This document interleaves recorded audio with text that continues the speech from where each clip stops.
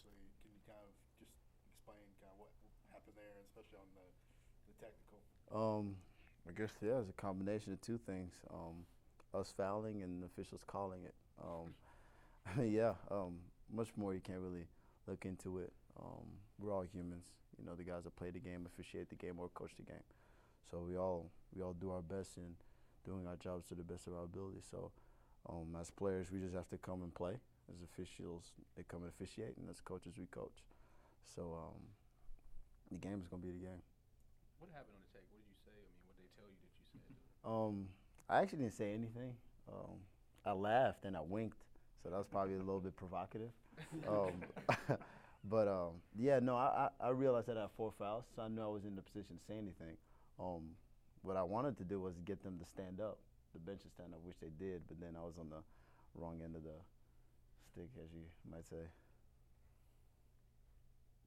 What is the key? I mean, in that situation when you're, playing with 4 fouls pretty much the entire fourth quarter, or second half. I guess how do you balance any of that? Trying to stay on the court because you were Um, leading. I mean, just stay aggressive. At the same time, you got to be smart, with 4 fouls. But one of our guys said, "Retin, be smart. You got 4 fouls." I said, "I mean, I know you can play 39 minutes with 4 fouls. It's not until you get the fifth that you're out of the game." So my thing was just do whatever it takes, to help our team, inch closer and get the win. And I wasn't really worried about my 4 fouls. I was just trying to stay in attack mode and do whatever I possibly can to kind of cut into their lead. Behind just like you had like the 16 straight points. Just did you realize that you had a streak going like that? I actually didn't. I honestly really did not know until like one of my pastors told me. They sent me a text message. Said, "Did you know?" I said, "I had no idea." That's the thing. I just get in the mode where I'm just giving everything I have, in order to get that W. What's the workload been like? I mean, basically playing point guard, guarding the other team's best player, and also scoring the majority of the points. What's that been like? I don't know. I'm still standing, so I feel like it is what it is. But I love it. My dad always said, if your prayer is to eat, then you can't complain about what's on your plate. And that's one of the things I've always wanted to. I've always worked because I want to be the best. I work because I want to defend the best play, and so those are the things that I've always, wanted to work towards and strive towards. So I can't complain about the fact that I'm having the opportunity to do those things. Has it been difficult though? I mean, 4 straight games with 20 plus, and when you're not doing as well on the boards or scoring as much, the rest of the team doesn't seem to be responding. It's a team effort. The numbers are the numbers, but at the same time, all that I care about is getting the win. So if that means I got to do more, then I'll do more. If that means that I got to find ways to get the other guys more involved, then so be it. Um, I don't necessarily look at the numbers. At the end of the day, I just see how many wins we got and how many losses we have. And as of right now, I'd prefer to have a lot more wins than we currently do have. You mentioned some of your pastors before and some friends texting you after games. How much support, I guess, are you getting, and how important it is that you have those people watching you and attending those games? It's tremendous. My church family does a great job of just keeping it real with me. If I play a bad game, they'll let me know.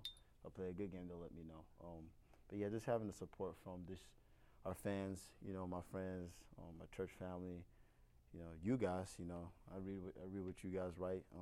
This is I would say encouraging, to just see the support regardless of us not maybe having the results that we want, but just still in the midst of all the quote unquote adversity, you guys are still sticking with us. That's huge. Gavin Ware, Craig Sore, two guys, Mississippi State, both seniors as well. Yeah. You've competed against them for a few years here now. What do you see in both of their games that you're going to have to look out for tomorrow night? I see just two guys that are battling, and trying to get their team on the winning track. And I see that they're giving everything they have. But at the same time, I'm a senior trying to do the same thing for our team. So we're just going to come in, focus on what we got to do in practice, and the game will take care of itself. Anything else for Retin, guys? What do you talk about getting other people involved? Jimmy's been struggling even just to get on the board at all, or even some rebounds. What do y'all have to do to get him in particular and other bigs really into the game?